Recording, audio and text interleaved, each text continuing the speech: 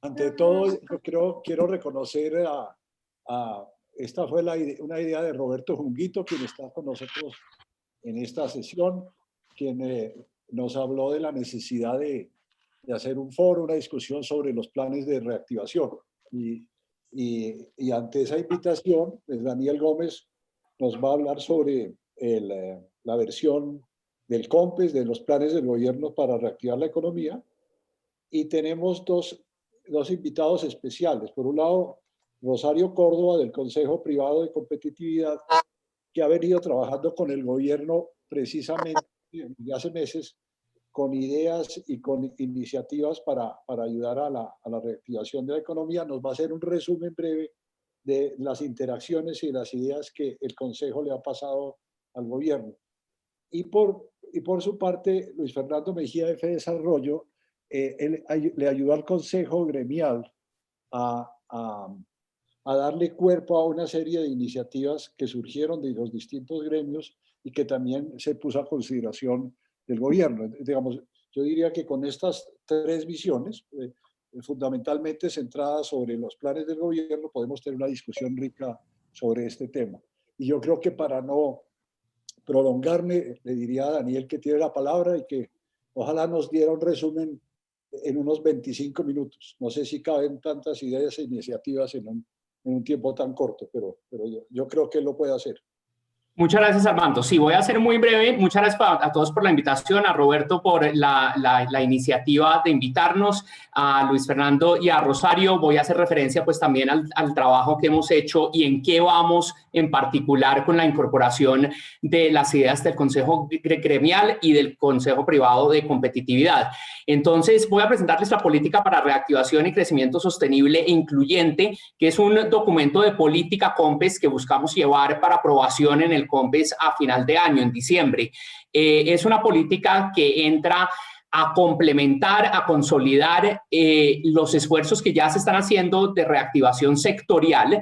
Y lo importante del COMPES creo que busca dos objetivos. Busca uno, tener unas acciones mucho más intersectoriales de lo que pueden hacer los ministerios y sectores por sí mismos, porque pues cada sector ya tiene unas iniciativas que están andando.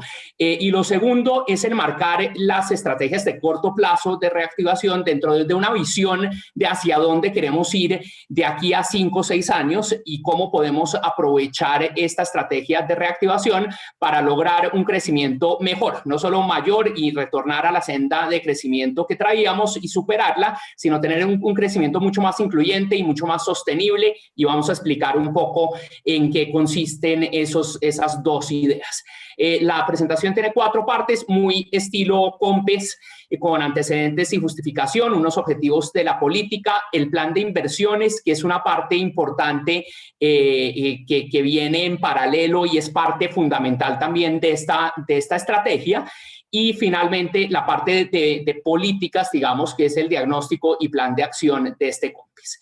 Entonces, lo primero, mencionar que el COMPES surge de la necesidad de tener una iniciativa de gobierno donde confluyan todas las ideas de diferentes sectores. Ha sido un ejercicio muy participativo. Inicialmente tuvimos 22 mesas de trabajos público-privadas abiertas al público, con sociedad civil, con gremios. Tuvimos más de 511 participantes, donde construimos una primera versión de este documento con las ideas principales. También tuvimos, Rosario nos abrió un espacio con el Consejo Privado de Competitividad, las comisiones regionales de competitividad también nos abrieron espacio, con FEDesarrollo, Luis Fernando también nos invitó a unas mesas de trabajo con los investigadores de FEDesarrollo, y esta primera versión entonces empezó a alinear esa visión de hacia dónde queríamos ir.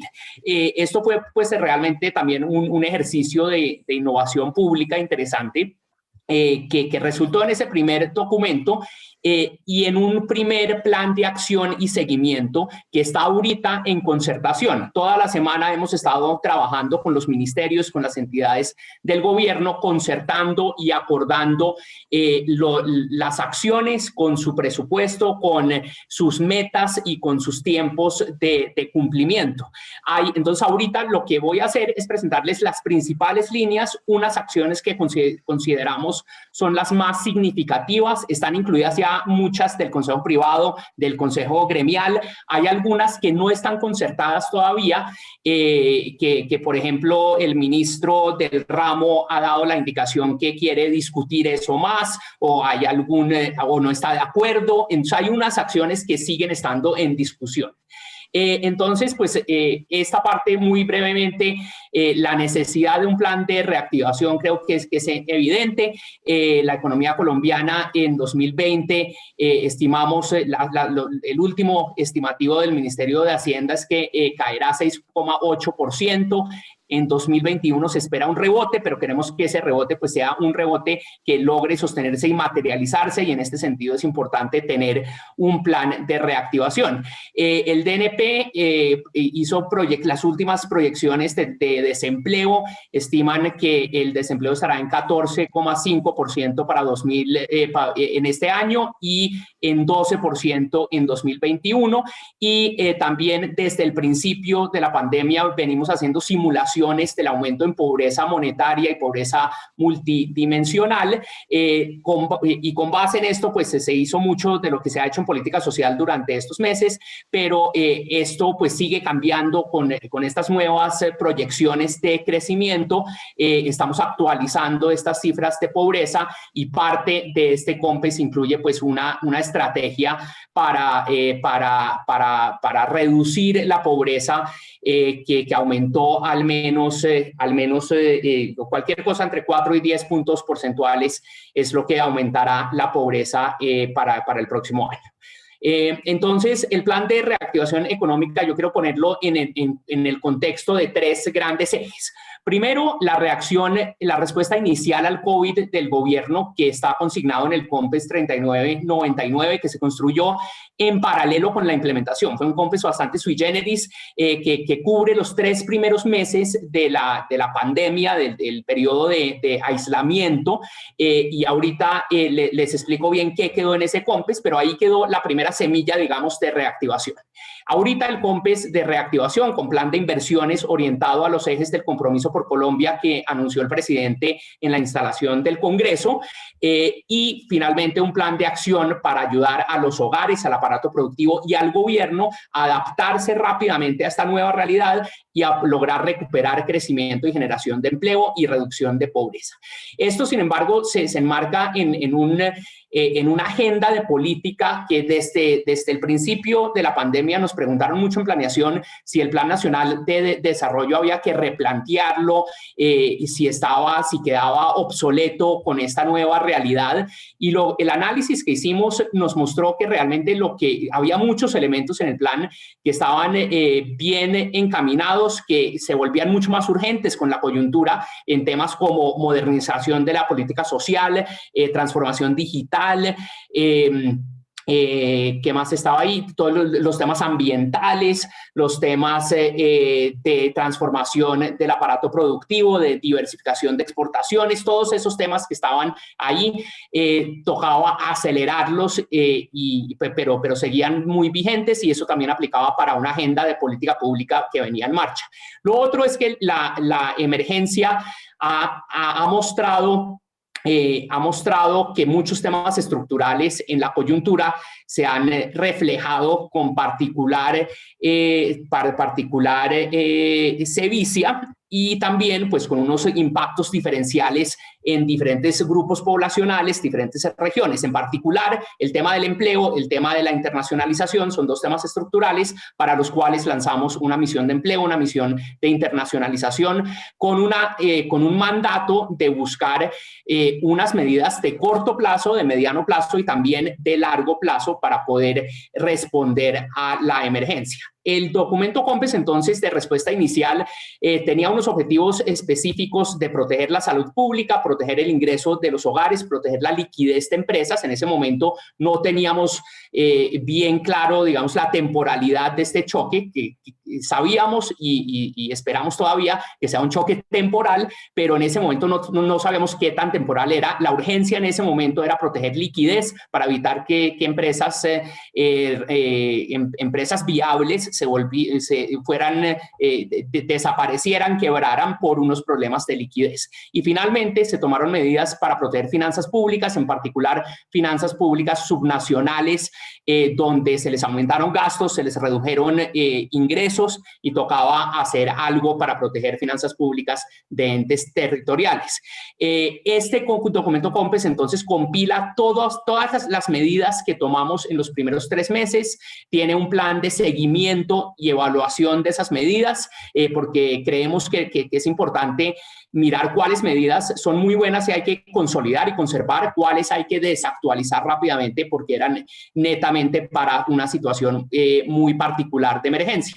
Lo otro que incluimos fue la estrategia PRAS, de pruebas, rastreo y aislamiento selectivo y sostenible, que buscaba poder en el futuro no tener aislamientos generalizados, sino tener una estrategia mucho más focalizada y mucho más eficiente de controlar el contagio sin afectar, sin tener tanto efecto. Pero es más delgadita. Pero sí sirve, señor Eduardo. Continúo. Entonces, políticas complementarias. Me parece muy importante decir que en esta línea de políticas que estaban en marcha, muchas van a ser instrumentales para la reactivación. En particular, compensación del IVA, por ejemplo, lo sacamos en marzo y fue clave para poder rápidamente escalarlo a 1 millón de hogares y poder hacer transferencias monetarias no condicionadas a estos hogares, tecnologías para aprender, salud mental, acceso universal a Internet para zonas rurales, educación e inclusión financiera, la política nacional logística, economía circular del agua, todas las políticas de vivienda, FRECH, NOVIS y también la política de cubrimiento de tasas para vivienda de interés social, la política de transformación digital e inteligencia artificial, confianza y seguridad digital, gestión financiera pública y el sistema de administración del territorio. Casi todo esto salió durante la pandemia y creo que nos da muchas herramientas importantes para poder responder a muchos de los retos que se nos vienen. Ahorita vamos a presentar al COMPES la declaratoria de importancia estratégica de generación E, que va a contribuir a proteger el capital humano a futuro. Política nacional de comercio electrónico, lo llevamos hoy a Precompes. La política nacional de emprendimiento se llevó ayer a Precompes, lo llevamos ahorita en noviembre al COMPES. Propiedad intelectual, ciencia, tecnología, innovación, deforestación, también lo vamos a llevar ahorita prontamente.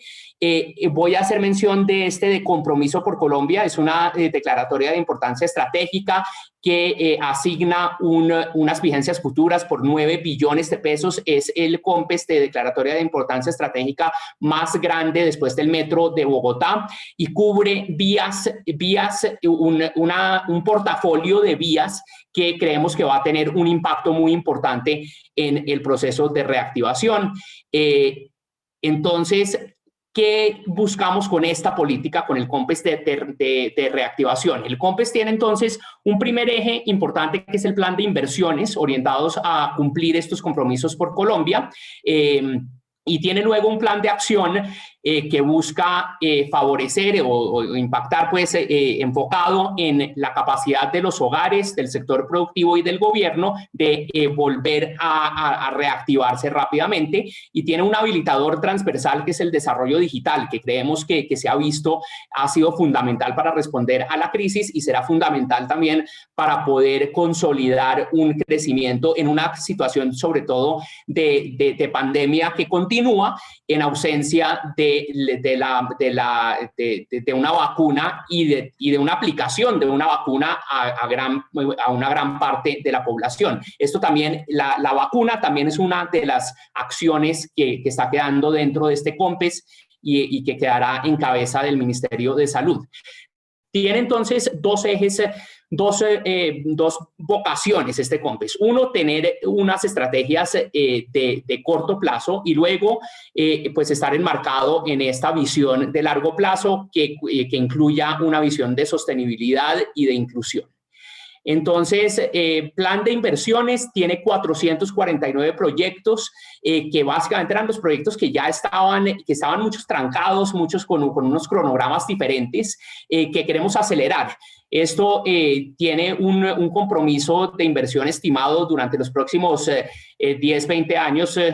Tengo que revisar exactamente cuánto tiempo es, los 170 billones en inversión, pero hay unos efectos importantes sobre el crecimiento que están estimados acá a mano izquierda, sobre crecimiento en 2020, 2021, 2022. Esto es el aumento en crecimiento que podemos asignarle a la ejecución de este portafolio de inversiones con sus cronogramas respectivos. Entonces, buscamos pues tener unos impactos marginales en crecimiento importantes para 2021-2022 en particular y unos efectos sobre la tasa de desempleo que buscamos reducirla en 2020 en 0,82 puntos porcentuales, en 2021 2,9 puntos porcentuales y a partir de 2022 básicamente volveríamos a las tasas de desempleo que teníamos antes, que eran más o menos del 10%.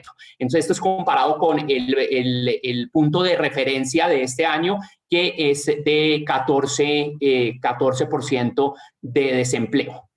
Entonces, ¿cuál es el diagnóstico y plan de acción de este COMPES? El problema número uno es una afectación negativa en procesos de reducción de pobreza.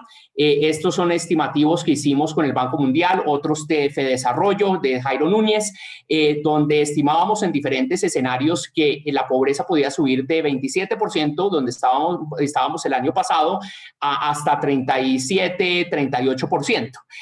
Con las medidas que se adoptaron, esto podía reducirse a 35, 33, entonces todo el portafolio de programas sociales podía reducir la pobreza en 4 puntos porcentuales. Entonces, un gran reto de reducción de pobreza. El segundo es una afectación en procesos en actividad económica de los hogares. Y acá vemos el cambio en población ocupada en 2019-2020 con los problemas que esto tiene en términos de capital humano, de depreciación de capital humano, de participación en redes laborales, en redes empresariales, en contactos, en obsolescencia de capital humano, ¿cierto?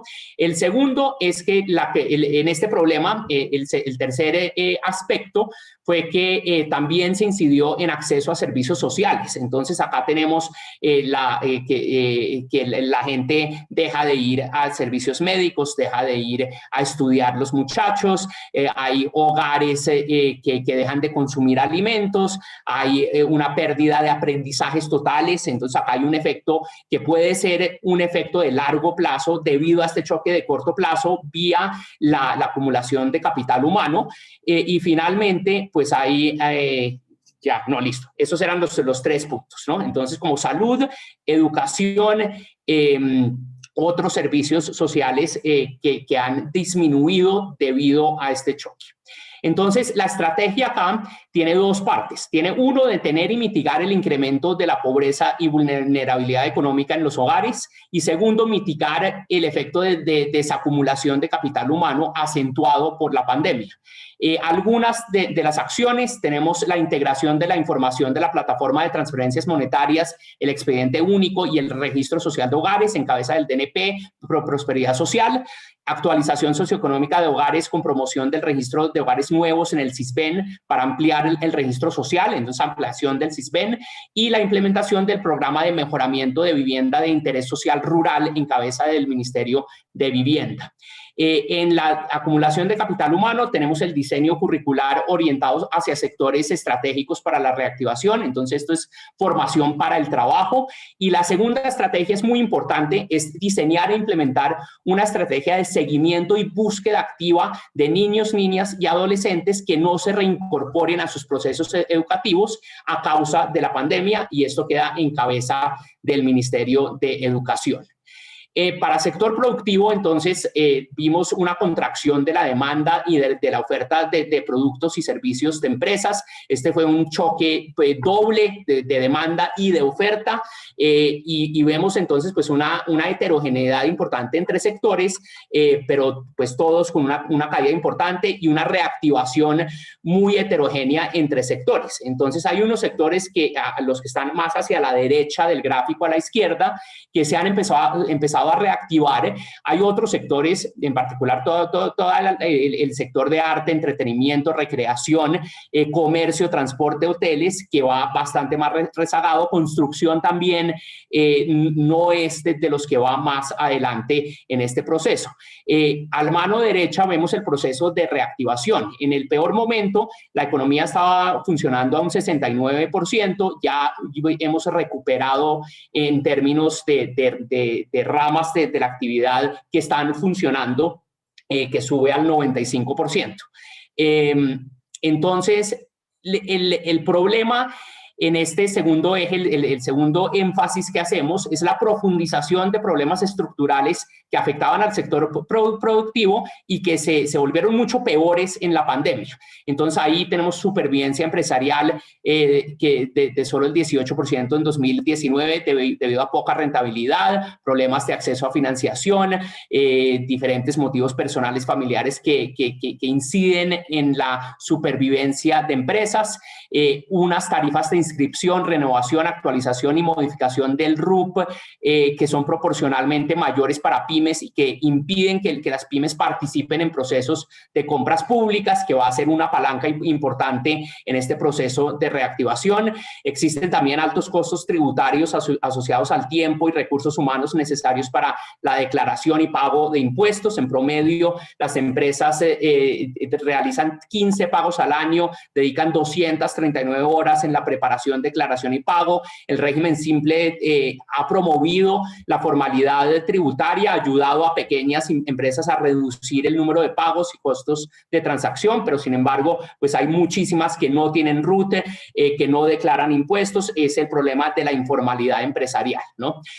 Lo segundo es que, entonces, estrategia para responder a esto. Tenemos como primera estrategia una línea de financiamiento con Bancoldex creando nuevas líneas de crédito directo para pequeñas y medianas empresas, que son las que han estado excluidas de la financiación por parte del Fondo Nacional de Garantías, unas nuevas líneas de garantías para pequeñas empresas y pequeñas y medianas empresas, líneas de refinanciación de pasivos, garantías para microempresas con mejores condiciones y mayores montos, incrementando cobertura. Estamos fortaleciendo garantías para pymes y grandes empresas, desarrollando líneas también para garantías de financiamiento de facturas, con lo que se otorgue cobertura para todos los tamaños de empresas, y el desarrollo de líneas de garantías para emisión de bonos para dinamizar fuentes alternativas de financiamiento empresarial. En sus dos líneas de acción, en Bancoldex, en Fondo Nacional de Garantías.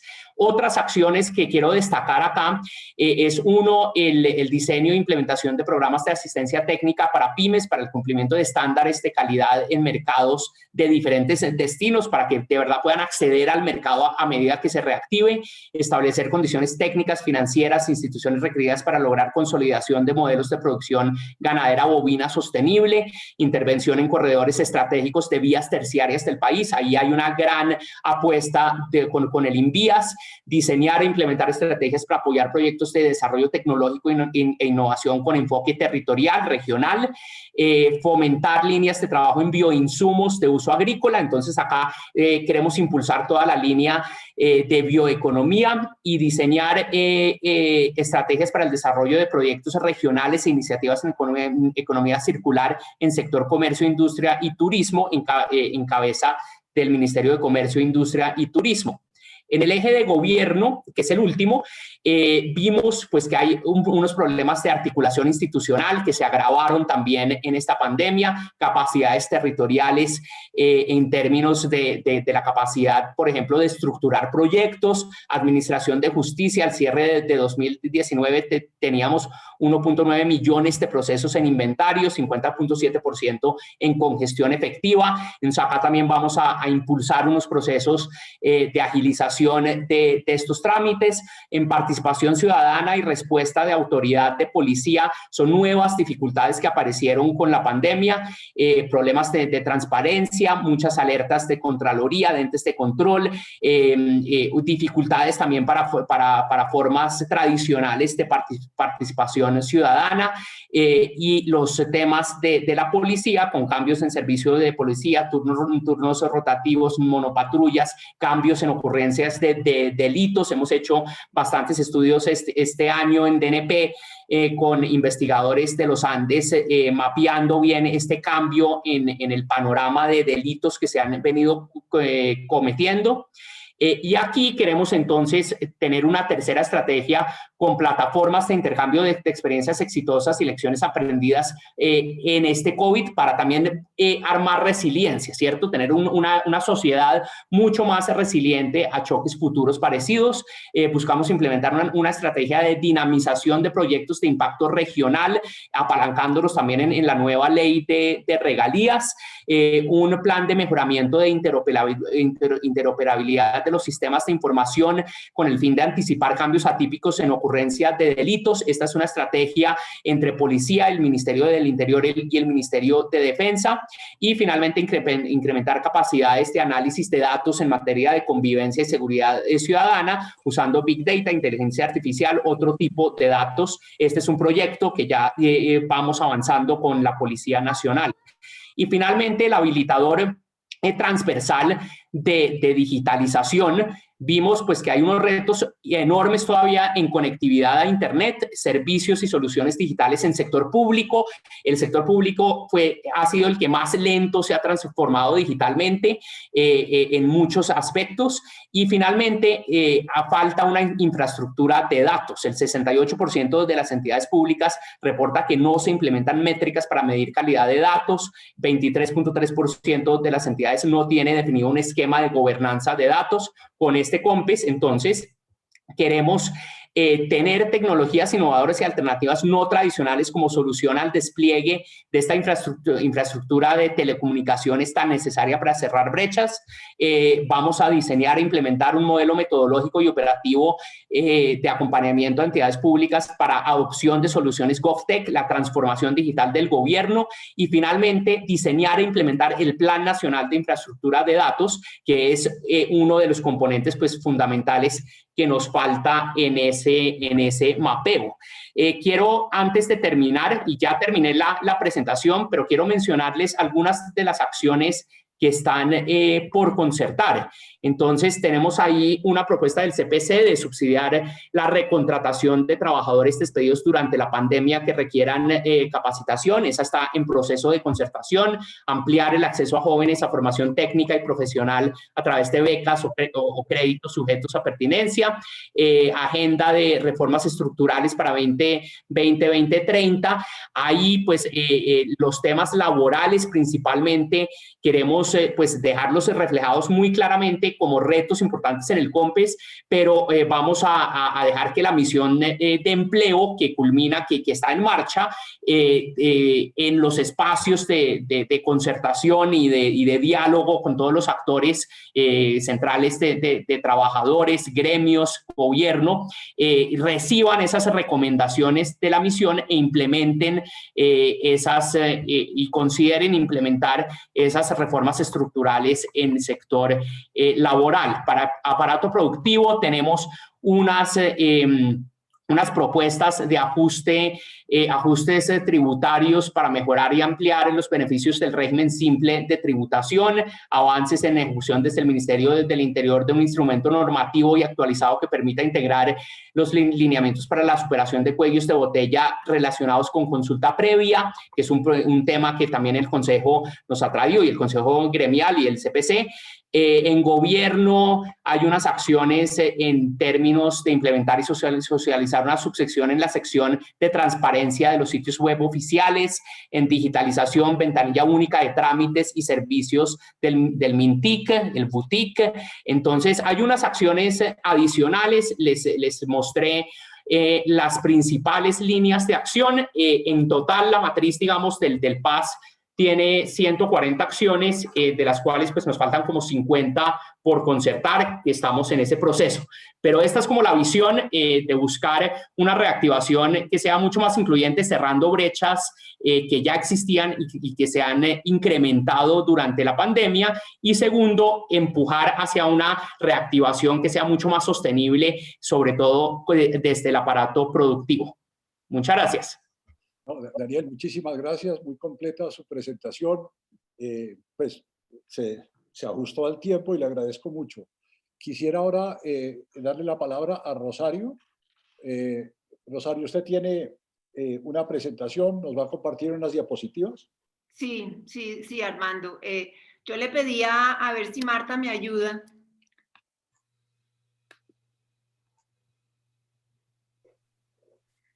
Listo. Ok, Marta, gracias. Me dices cuándo pasó, ¿ok? Ok, pues ¿la puedes poner como en pantalla grande? Ay, sí, ya voy. Se puso el camello. Me toca abrir con...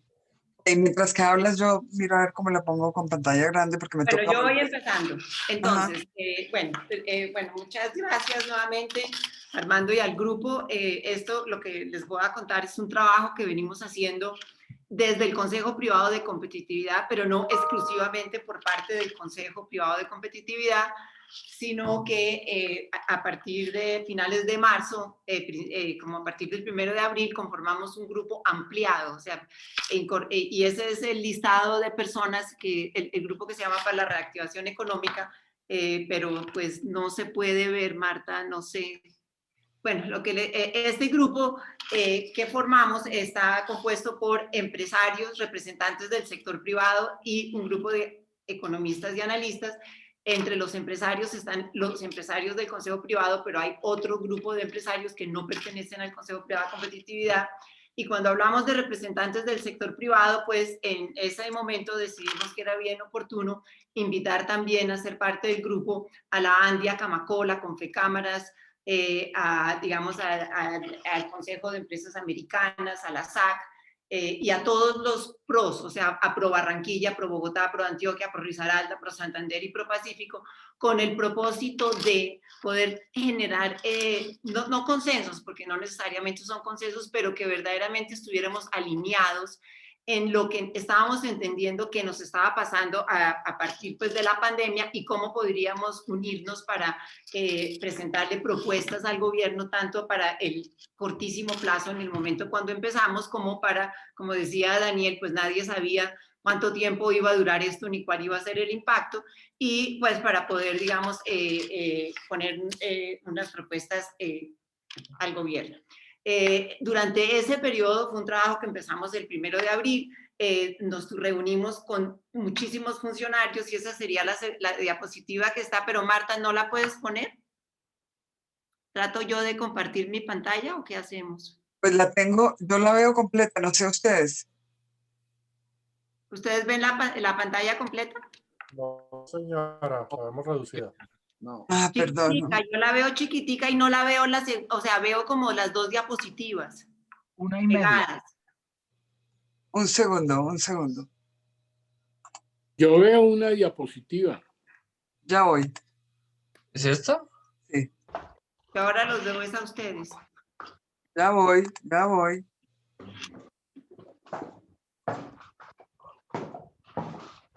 Eso, perfecto. Ahora sí. Bueno, entonces, en la parte de abajo, en la parte de arriba, pues ven, antes de este grupo, en la parte de abajo, son todas las personas con las que tuvimos conversaciones a lo largo del periodo de trabajo, muchos funcionarios del gobierno, los que estaban trabajando también, digamos, en el tema de la salud, como Luis Guillermo Plata, Andrés Villamizar, Marta Ospina, y bueno, el DANE, o sea, entonces, pues fue un trabajo verdaderamente muy juicioso durante todo este tiempo. Sí, ahora sí la siguiente, Marta, por favor.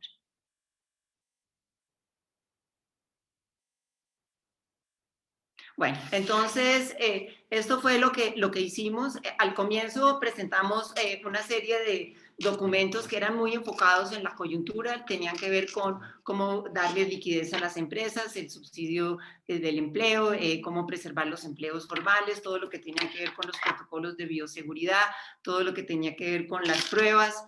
Y después, ya una vez que pasó esa etapa, hicimos dos grandes grupos de trabajo, uno para identificar los proyectos jalonadores de empleo y crecimiento, y identificamos una serie de habilitadores para hacer posible que esos proyectos se llevaran a cabo, y un segundo grupo que se dedicó a las propuestas de política pública para la reactivación. Aquí quiero mencionar que, bueno, en el grupo, bueno, en el segundo grupo, en el de propuestas de política pública para la reactivación, ahí, digamos, trabajamos muchísimo con Armando, con Eduardo Lora, con Jorge Humberto Botero, con Hernando José Gómez, que durante todo el tiempo pues, nos acompañaron en este ejercicio, y sobre todo en la parte de las propuestas de política pública, y cada uno de ellos, de hecho, lideró uno de los grupos de política pública. Ahora sí sigamos, Marta, por favor.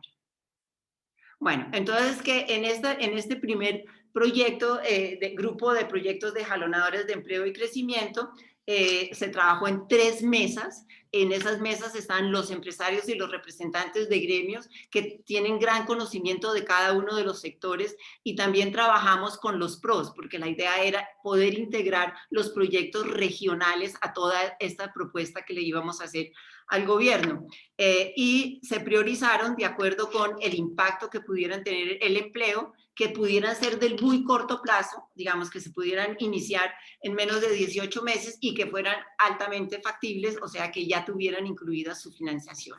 Adicionalmente, identificamos estos habilitadores sectoriales, tanto, digamos, para que otros proyectos que tenemos identificados se pudieran llevar a cabo si el gobierno llevaba a cabo estos habilitadores sectoriales, y ahorita les muestro ejemplos de esos habilitadores.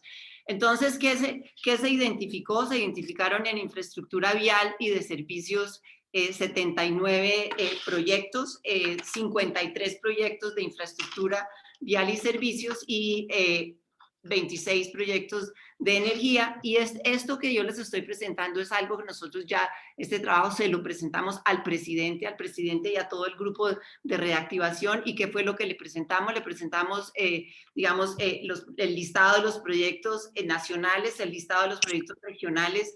Incluso hicimos un ejercicio en el que hacíamos una comparación entre los proyectos que nosotros estábamos identificando y los que el gobierno había identificado en Compromiso por Colombia, lo que mencionaba Daniel, y a cada uno de estos proyectos le tenemos una ficha técnica donde dice exactamente, digamos, en qué estado está, cuál es su viabilidad y cuáles, digamos, serían las dificultades para llevarlos a cabo. Y este es, digamos, lo que se le entregó al gobierno en términos de la infraestructura vial.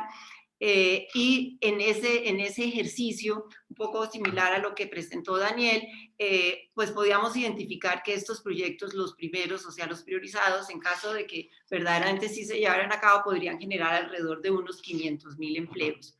El segundo, digamos, el sector que trabajamos fue en el de vivienda y desarrollo urbano. Aquí identificamos 50 proyectos y también, al igual que en los proyectos de infraestructura, una serie de habilitadores para que verdaderamente se pudieran llevar a cabo. Luego en la parte de vivienda y desarrollo urbano, aproximadamente unos 55.000 empleos, y también trabajamos en los proyectos de agroindustria. También en este grupo en particular sí que son necesarios los habilitadores, o sea, porque no, digamos, ahí hay una serie de trabas que hace muy difícil que estos proyectos se lleven a cabo. Pero no obstante, hay 11 proyectos identificados. Sigamos. Bueno, entonces cuando hablo de habilitadores, ¿qué estoy diciendo? Los habilitadores que se identificaron para el tema de infraestructura tienen que ver con las 3 etapas de los proyectos. Primero, las etapas de estructuración, y de licitación, la etapa de construcción y de financiamiento y las etapas de mantenimiento y operación. Entonces voy a ir muy rápido porque esto es largo. Entonces, por ejemplo, es muy importante en todos estos proyectos de infraestructura que se aclaren, digamos, todos los aspectos relacionados con las iniciativas privadas. Entonces, por ejemplo, balancear la asignación de riesgo de demanda en las iniciativas privadas. No, esto de consultas previas sale en todas partes. Simplificar la gestión interinstitucional para la estructuración de las iniciativas privadas, incorporar contratos de estabilidad tributaria, incorporar metodología de rentabilidad objetivo para las IPs y refinar los lineamientos ambientales y los trámites locales. Entonces, en estos habilitadores ya tuvimos una reunión en la cual también estaba pues Daniel y pues Planeación Nacional y el Ministerio de Transporte y la ANI, donde empezamos a trabajar en la factibilidad de poder, digamos, trabajar en todos estos habilitadores y hacer viables nuevos proyectos. Para la etapa de construcción y financiamiento, el foco es en la eficiencia y en la disponibilidad de recursos. Entonces, aquí, digamos, una de las propuestas es incorporar certificados por avances de obras, ampliar el espacio para el uso de vigencias futuras, potenciar mecanismos de obras por impuestos. Esto de obras por impuestos ha funcionado muy bien y digamos, es parte de lo que el sector privado y los empresarios consideran que es bastante interesante para llevar a cabo estos proyectos, crear y sostener mecanismos de coberturas cambiarias, reglamentar y ampliar el alcance de los tax increment financing, potenciar el sistema financiero para las grandes operaciones de financiamiento de infraestructura y ampliar la inserción de los recursos de los fondos de pensiones en el sector de infraestructura. Y ya en la parte de etapas de mantenimiento y operación, mucho tiene que hacerse en el tema del recaudo electrónico vehicular y en reglamentar los mecanismos de cobro de los peajes free flow urbanos. Eso, digamos, son los habilitadores en los cuales consideramos que hay que trabajar en infraestructura. Estos son los habilitadores para vivienda y desarrollo urbano. Voy a ir rápido porque yo dejo la presentación, pero y más que la presentación, pues tenemos los documentos que acompañan y que es exactamente lo que habría que hacer en cada uno de estos temas. Entonces están los ambientales, que es el foco en eficiencia y en procedimientos, servicios públicos, el foco en facilitar la inversión, procedimientos y capacidad técnica, que es un foco en eficiencia, y equipamientos y dotaciones, que es un foco en coordinación e inversión. Sigamos. Es que Armando me dio 10 minutos, entonces voy rápido. En agroindustria es muy importante todo lo que tiene que ver con la actualización del marco normativo para acelerar la construcción de las vías terciarias. Y aquí sí voy a leer porque es muy importante ajustar la metodología de priorización de vías terciarias para que incluya variables relacionadas con la productividad del suelo y también introducir ajustes a la reglamentación relacionada con el uso de regalías y otra vez los mecanismos de obras por impuestos. Trabajar mucho en el tema del trabajo rural digno, en la estabilidad jurídica para la propiedad de la tierra, y aquí sí me voy a detener un poco, al final del gobierno Santos, sí, o sea, se hizo un proyecto de ley, se tramitó un proyecto de ley, ese proyecto de ley ya tiene consulta previa, y lo que estamos sugiriendo es que, dado que es tan complejo el tema de las consultas previas, sobre todo en un tema como el de ley de tierras, que el gobierno presentara ese proyecto de ley al Congreso sería muy oportuno, porque parte de lo que está pasando es que mientras que no haya, digamos, seguridad con respecto a la tierra, pues es difícil que se inicien proyectos de inversión en el agro y en el campo. La ley de estabilidad jurídica para las inversionistas del sector agro, bueno, y desarrollar una serie de puntos que también son importantes para el tema jurídico.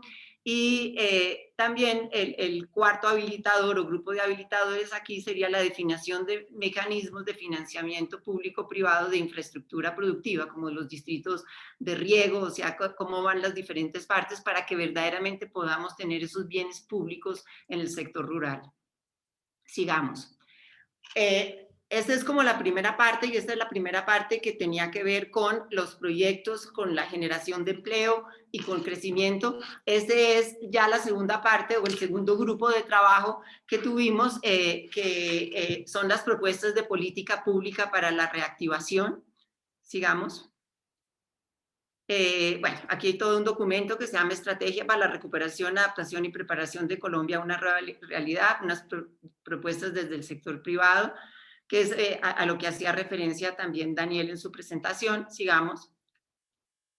Y aquí, digamos, sí hay como unos criterios que son claves de tener en cuenta. Uno de los propósitos es, obviamente, recuperar las tasas de crecimiento altas y sostenidas que nos permitan salir de esto con base en una estrategia basada en aumentar la productividad y la competitividad.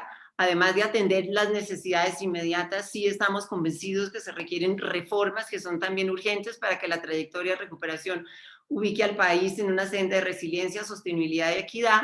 Para aportar en este propósito, entonces planteamos esta estrategia para la recuperación, adaptación y preparación de Colombia a la nueva realidad con base en 4 pilares. ¿Y cuáles son estos 4 pilares? O sea, uno tiene que ver con, bueno, no, voy a acabar esto de acá y digamos, todo esto siempre con el criterio de que tenga, digamos, como base la buena política pública.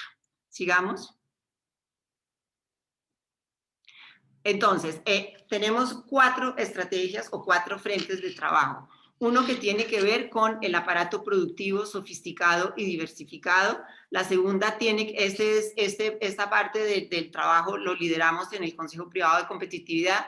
La segunda que tiene que ver con el empleo, la generación de empleo en Colombia, y ese fue liderado por Eduardo Lora junto con el Consejo. Un tercer pilar que es el de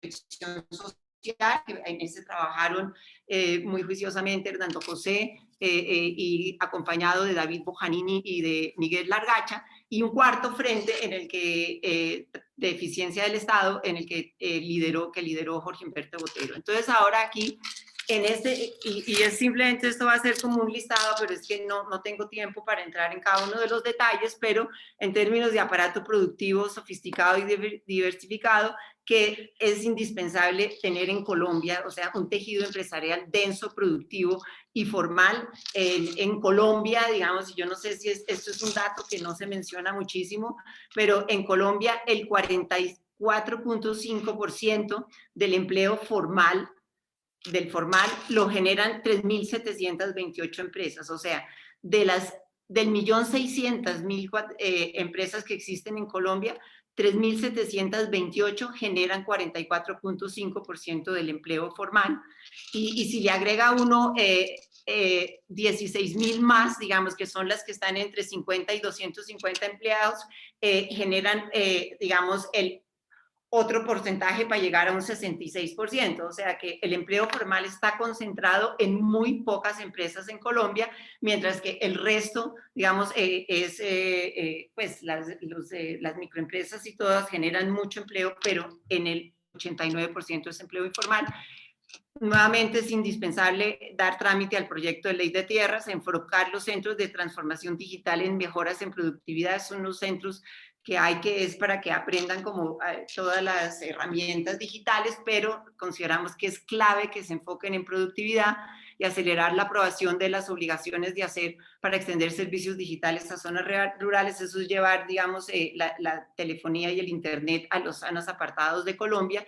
En términos de economía verde, es fomentar la inversión en proyectos de energías renovables, estimular los proyectos de reforestación, incentivar la economía circular, promover el transporte motorizado eléctrico, optimizar la cadena de productos de alimentos, y un tema que también se trabajó bastante fue el de impuestos verdes. El gobierno va a presentar, o está hace rato por presentar, una ley de crecimiento verde en el cual incluye estos impuestos. En Colombia estos impuestos generan todavía muy poco recaudo.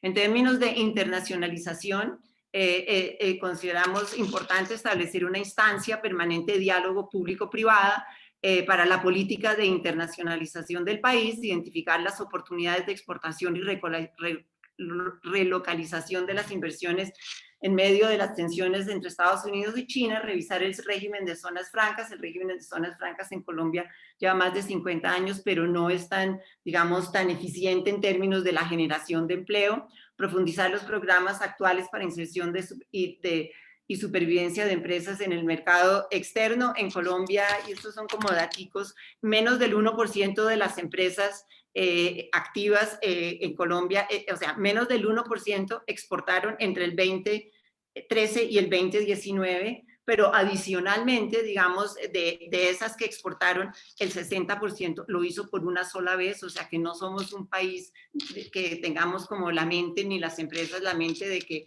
quieren ser parte del mercado externo. Establecer una fuerza de tarea, esto es muy importante también para que analice y clasifique y evalúe las medidas no arancelarias. 80% de las partidas arancelarias tienen medidas no arancelarias, entonces, pues, digamos, ahí hay un trabajo por hacer. Hay que fortalecer los instrumentos de defensa comercial, implementar, bueno, no sé, no voy a leer todo porque, Armando, ¿cuánto tiempo tengo más?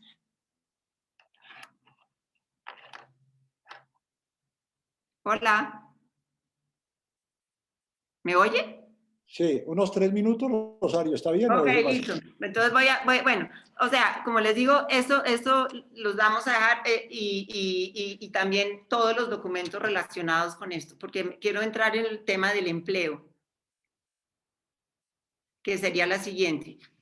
Entonces, la siguiente, digamos, estrategia se basaba en la generación de empleo de calidad. Y aquí es como dos partes, una que está relacionada con los costos laborales y otra con la oferta laboral. En términos de los costos laborales es permitir las contribuciones a la seguridad social por el trabajo por horas. El trabajo por horas está, digamos, es viable, se puede hacer, pero no se pueden hacer las contribuciones por horas. Señores, apaguen los micrófonos, por favor. Bueno, el segundo punto, que pues, en eso yo creo que todos coincidimos, que tenemos que actualizar la legislación laboral. El Código Sustantivo de Trabajo es del año 1950, un poco, digamos, en unas condiciones de desarrollo muy diferentes a las que tenemos hoy. Regular la estabilidad laboral reforzada por motivos de salud. Aquí hay grandes abusos en términos de estabilidad laboral reforzada. Hay empresas que tienen hasta 500 trabajadores en esas condiciones, afectando muchísimo la productividad. Establecer un mecanismo para evitar abusos en las licencias de incapacidad laboral. Evaluar los servicios que proveen las cajas de compensación familiar y enfocarlos para maximizar su impacto, y establecer mecanismos para la formalización de los trabajadores rurales. Aquí hay digamos, una conversación bien interesante con respecto a las cajas de compensación familiar y el uso que los trabajadores del campo pueden tener de ellas. O sea, si yo empleo a alguien formalmente en el campo, yo lo afilio a una caja de compensación familiar, pero los servicios no se prestan en el campo. Entonces, hasta cierto punto, digamos, es un desincentivo para los mismos empleadores, o sea, que para qué van digamos, a pagar ese 4% si sus trabajadores no se van a ver beneficiados con los servicios de las cajas. Ahí hay toda una conversación, digamos, que hay que llevar a cabo. Y en términos de la oferta laboral, fortalecer los vínculos entre entidades de educación superior en los niveles técnico y tecnológico y las empresas. O sea, hay un total divorcio entre lo que, digamos, se enseña a nivel técnico y tecnológico y lo que realmente están necesitando las empresas. En general, las empresas dicen que no consiguen la gente que están necesitando, y si estamos buscando una mayor sofisticación y una transformación del aparato productivo, pues esta conversación es bien importante. Ampliar el acceso de los jóvenes, eso es lo que hablaba Daniel, a la formación técnica y profesional a través de becas o créditos sujetos a pertinencia de los programas de estudio. Subsidiar la recontratación de trabajadores despedidos durante la pandemia que requieren capacitación. Unificar las bases de datos laborales para facilitar a candidatos y empresas identificar las oportunidades de empleo mutuamente más convenientes, y diseñar e implementar una política nacional del cuidado. Esta penúltima de las bases de datos es algo que se puede hacer fácilmente, y es que se hablen entre sí las diferentes bases de datos que existen de oferta y demanda laboral, para que verdaderamente ese servicio sea eficiente y digamos, ayude en el tema de encontrar, que la gente encuentre pues el empleo. Y este es un punto en el cual sí hay que insistir muchísimo, como saben, y con la pandemia, el grupo, entre los grupos más afectados fue el de las mujeres y el de los jóvenes. Y las mujeres porque simplemente, uno, porque estaban empleadas en su mayoría en los sectores que cerraron, pero dos, también porque muchas tuvieron que dejar el empleo porque les tocó quedarse en sus casas cuidando a sus hijos y a los adultos mayores. Y entonces es necesario que en Colombia empecemos a pensar en una política nacional del cuidado que permita que las mujeres se puedan integrar al mercado laboral y que y lo puedan hacer en unas buenas condiciones.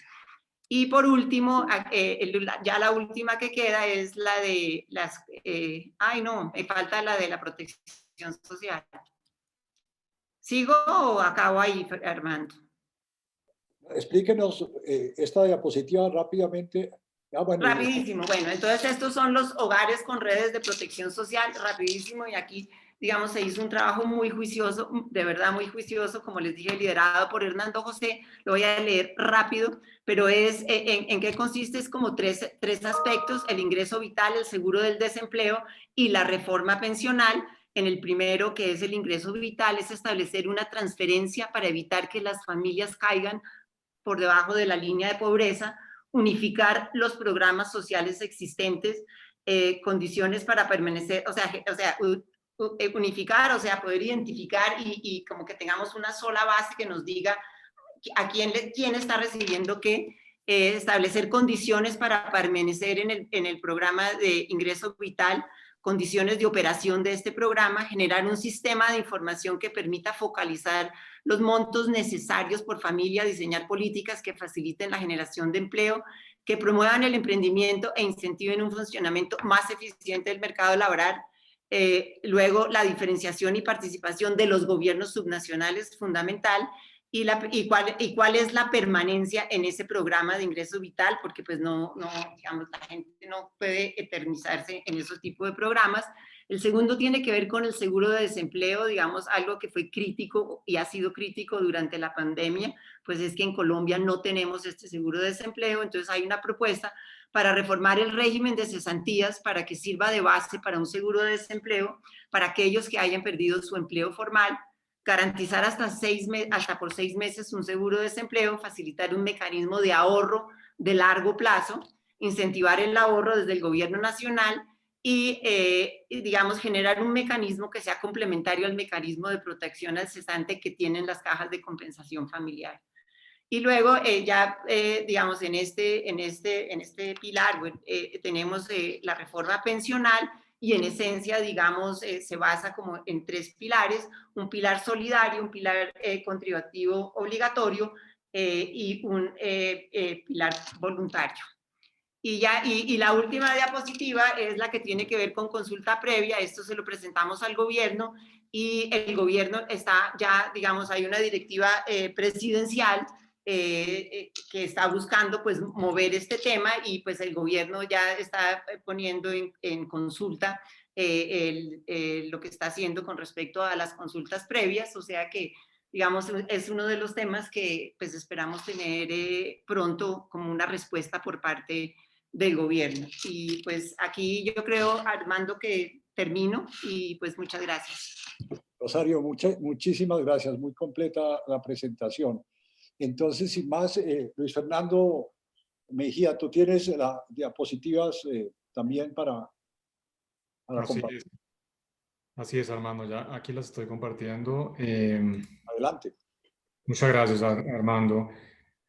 Primero que todo, quiero hacer un agradecimiento muy especial a nuestro amigo el doctor Roberto Junguito por esta iniciativa, esta charla para entender un poco las diferentes iniciativas. Un saludo muy especial también para Armando, por supuesto para Marta, que ha sido también un apoyo en esta serie de conferencias.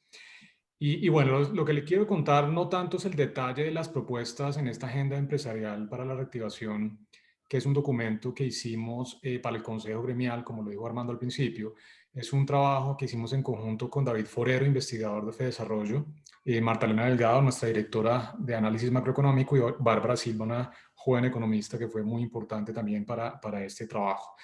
Entonces, básicamente, bueno, primero aprendimos muchísimo en este trabajo porque realmente, claramente había una gran cantidad de iniciativas Y yo diría que los tres temas fundamentales que, digamos, el valor agregado nuestro es de desarrollo para poder organizar de alguna manera y pulir este tipo de iniciativas fue darle una especie de un marco lógico para entender esa gran cantidad de iniciativas que salieron de los miembros del Consejo Gremial.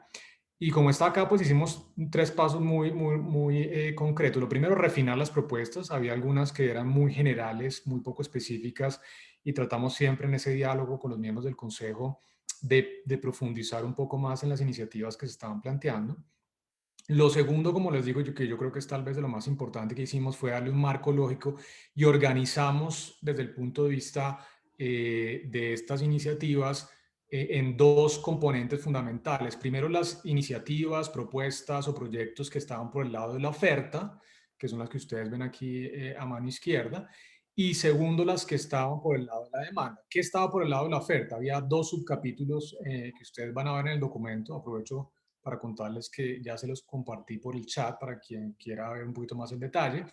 Entonces, por el lado de la oferta hay dos subcomponentes, un componente transversal de iniciativas que aquí están en el listado de lo que trabajamos relacionadas con infraestructura, con acceso al crédito, con subsidios y exenciones, trámites y procedimientos, modernización laboral y formalización, fortalecimiento de las instituciones y encadenamiento y desarrollo empresarial. Esa era, digamos, como las agrupamos en esos temas las iniciativas de corte transversal por el lado de la oferta. Por el lado sectorial, básicamente hay algunos temas importantes que salieron a lo largo de estas discusiones relacionados específicamente con la construcción, con el sector pecuario, con la industria, con el turismo, con el transporte, con el sector agrícola y al final también, una vez cerramos como la primera versión del documento, incluimos algo del sector minero energético y también del sector comercio, que no están acá, pero también los incluimos. Y finalmente, por el lado de la demanda, iniciativas relacionadas con el consumo privado, consumo público, inversión pública, inversión privada y las exportaciones. Entonces, a veces claramente, pues no es sencillo pensar si una iniciativa es una específica de inversión pública y no más bien un tema sectorial de construcción, pero bueno, hicimos nuestro mejor esfuerzo para poder catalogar y organizar ese conjunto de iniciativas. Pero también tuvimos naturalmente un listado muy grande de proyectos, de 378 proyectos, en donde también tuvimos un diálogo permanente con los miembros del Consejo para entender cuál era el horizonte de ejecución de esos proyectos, cuál era la fecha de inicio y finalización estimada de esos proyectos para entender el impacto, digamos, de ese tipo de proyectos. Y con base en eso, en un tercer paso de esos proyectos, hicimos un análisis de impacto en crecimiento económico y empleo que se parece mucho a lo que presentó Daniel en su intervención de hace algunos minutos. Y el otro componente de valor agregado que trajimos para este trabajo es que tratamos un poquito de articular con las iniciativas del gobierno, no con lo que estaba mencionando ahora específicamente Daniel, pero sí con algunas de las iniciativas relacionadas con los pactos por el crecimiento que desarrolló durante varios meses la Vicepresidencia de la República, con el COMPES 3999, que fue el COMPES, digamos, de política de reacción frente a la llegada del COVID-19.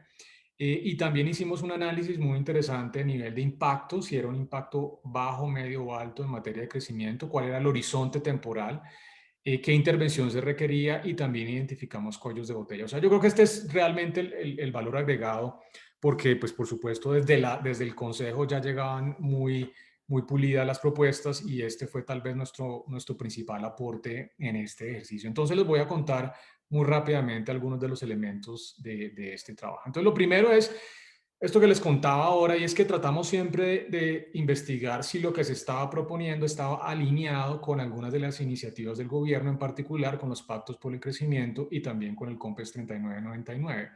Ustedes ven aquí algunos ejemplos. Espérenme, aquí pongo mi... entonces, por ejemplo, se habla de una iniciativa de corte del lado de la oferta transversal, pliegos tipo para construcción de obras públicas. Entonces, eso ya estaba, digamos, en uno de los pactos por crecimiento y lo identificamos puntualmente en donde se estaba hablando. Un tema importantísimo para el tema de la construcción, la reactivación de los instrumentos de gestión para que autoridades territoriales incorporen nuevo suelo urbanizable. Si no hay suelo nuevo, pues infortunadamente no se pueden llevar a cabo los nuevos subsidios a demanda por el lado de la BISBIP y también para la demanda media. Entonces, Ahí lo identificamos también como esto estaba alineado con los pactos por el crecimiento.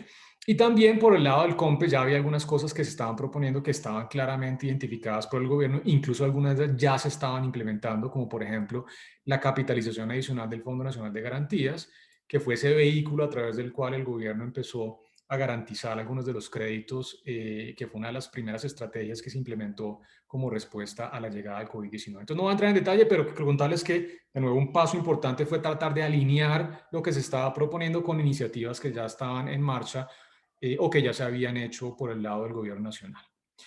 El otro componente tenía que ver con cuál era, de alguna manera, el impacto que podrían tener este tipo de iniciativas, políticas o proyectos en términos especialmente de crecimiento económico. Y ustedes aquí ven una desagregación. Entonces hay algunas que tienen un alto impacto. Todas, aquí cada barrita es uno de los componentes, ¿no? Oferta transversal, oferta sectorial o por el lado de la demanda. Hay algunas que tienen un impacto alto, que son estas, un impacto medio, un impacto bajo. Entonces aquí, por ejemplo, uno que ya han hablado tanto Daniel como Rosario, que es la construcción y habilitación de vías terciarias. Claramente el impacto de ese tipo de iniciativas de construcción es alto y nosotros en el documento incluso planteamos cuáles son los multiplicadores sectoriales que se pueden generar a través de inversiones por este lado. Claramente, por supuesto, la construcción, una medida muy de corto plazo de vías terciarias, puede ser muy importante por los encadenamientos productivos que tiene el sector de la construcción. Por otro lado, la idea de pliegos tipo para la construcción de obras públicas de manera más generalizada, pues no es una cosa de impacto alto, pero sí puede generar un impacto medio, especialmente garantizando una mayor competencia y por ende una selección más idónea de los ejecutores de proyectos, que podría entonces aumentar aún más el crecimiento económico.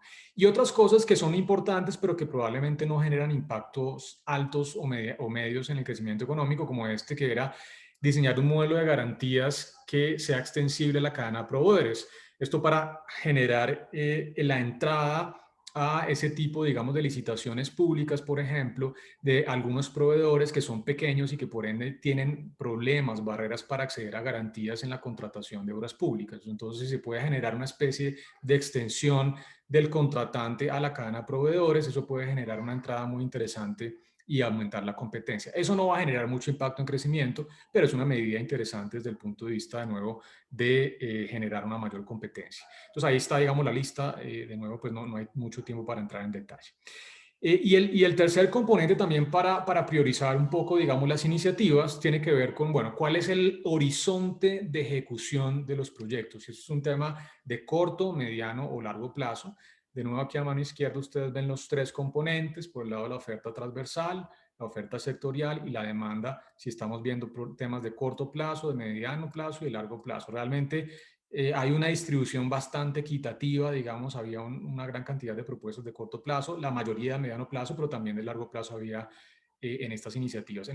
Se me olvidó mencionar el total, eran 89 iniciativas. Entonces, aquí, por ejemplo, por el lado de oferta transversal, había una iniciativa de reactivar el corredor férreo del Pacífico. Claramente, esto es una medida de largo plazo. Esto, si se ve viable desde el punto de vista de la competitividad, la capacidad fiscal y también, por supuesto, de todo el tema, digamos, del esquema que tiene planteado el gobierno nacional para el transporte férreo, pues puede ser un impacto, pero de muy largo plazo. Habilitación de vías terciarias, nosotros lo vimos como un tema de mediano plazo, pero también había algunas de ellas que tenían una cosa de corto plazo porque había algunas identificadas que estaban ya listas para ejecutar, pero dado que la gran mayoría que nosotros vimos no estaban todavía estructuradas e identificadas, lo vimos como un tema de mediano plazo. Y una cosa de muy, muy corto plazo, y Rosario también mencionó esto en su presentación, es un tema que fue muy recurrente, el tema del impacto diferencial en términos de la crisis para especialmente mujeres y jóvenes. Y unas ideas que salieron, por ejemplo, tenían que ver con la habilitación de líneas de crédito con ese enfoque diferencial para dos grupos poblacionales, mujeres y jóvenes, que han estado altamente golpeados por el COVID-19 y que tienen tasas de desempleo muy por encima del promedio nacional. Eso podría tener un impacto, digamos, de corto plazo. Entonces ahí está también el análisis de todas las 89 propuestas en términos de ese impacto en el horizonte temporal. Entonces, para entender un poco, digamos, alinearlos con la agenda, digamos, de, bueno, tratar de identificar cuáles las que podrían tener en el muy corto plazo un alto impacto, pues simplemente mezclamos los dos componentes, ¿no? El impacto identificado, el horizonte identificado, y con base en eso también podemos hacer una especie de priorización. No desde el punto de vista de la importancia estructural de las medidas, pero sí desde el punto de vista de medidas que se pueden ejecutar tal vez más rápidamente y que también podrían tener un alto impacto en crecimiento económico. Entonces aquí ya les había hablado de esta, el tema digamos, de líneas de crédito con enfoque diferencial. Se habló también muchísimo del tema de establecer una plataforma para fortalecer encadenamientos locales que permitan vincular a proveedores con compradores. Aquí hay un problema claramente de fallas de información en donde hay un rol del sector público para generar estos encadenamientos a través de plataformas que permitan establecer este tipo de vínculos entre compradores y vendedores. Y por el lado de la demanda, por ejemplo, ya se ha hablado de un subsidio a los trabajadores que han perdido su empleo durante la pandemia. El gobierno ya ha hecho, creo que 2 decretos legislativos en donde se plantea, digamos, un retiro un poquito más acelerado del tema de las cesantías y también unos subsidios que hace parte del componente, digamos, laboral, si se quiere, de respuesta al COVID-19, y eso ya está en funcionamiento. Y también aprovechar toda la discusión del nearshoring, ¿no? De cómo posicionar productos del país en cadenas regionales de valor, aprovechando, por supuesto, todas estas discusiones tan importantes que se están dando a raíz del COVID-19, de nuevas oportunidades de encadenamientos a nivel regional. Eso podría hacerse rápidamente y podría tener un impacto alto en materia de crecimiento económico. Ahora, ustedes pueden estar de acuerdo o no, pueden decir, no, eso se demora, pero bueno, este fue tal vez el trabajo conjunto que hicimos con el Consejo para entender y calificar estas iniciativas en términos de impacto y de rapidez de ejecución. Muy bien, ahora pasemos, y con esto cierro, Armando, que tiene que ver con la identificación de los proyectos. Entonces, como les había contado, en este diálogo con los miembros del Consejo Gremial identificamos en total 378 proyectos, una inversión de 384 billones de pesos constantes de 2019 en obras de infraestructura, vivienda, servicios públicos y conectividad digital. Entonces, una agenda muy grande de proyectos.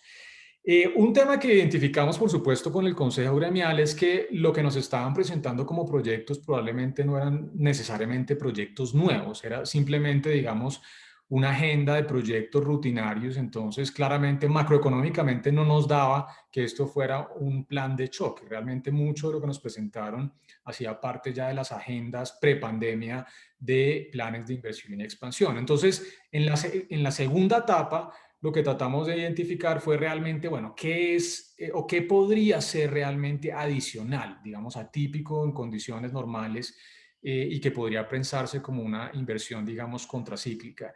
Entonces, hicimos una identificación a través de proyectos que tenían cuellos de botella, que no tenían metodológico, que no tenían plata, digamos.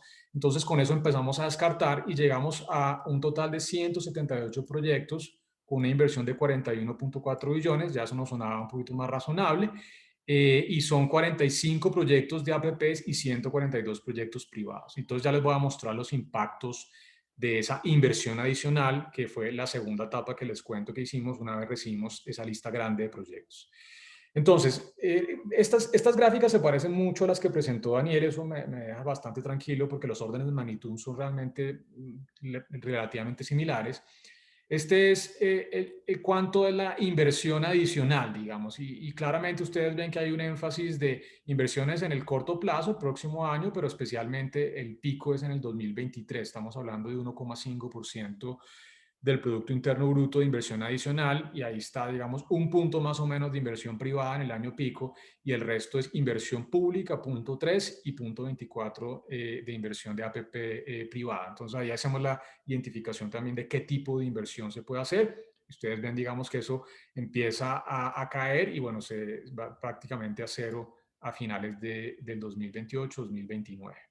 Entonces, ¿cuál es el impacto económico de esa inversión adicional? Entonces, ahí hicimos una matriz, digamos, muy grande sectorial con multiplicadores, porque cada uno de los proyectos estaba atado a un sector distinto, algunos de construcción, otros de vivienda, algunos de la agroindustria, y con base en eso pudimos calcular estos impactos agregados Naturalmente, el impacto adicional en crecimiento más grande está en el 2023, que tiene a su vez pues, el año más grande de inversión adicional, 1.9 de crecimiento adicional, y es un impacto que cae lentamente en el tiempo hasta niveles de más o menos 0.1% a finales de la década.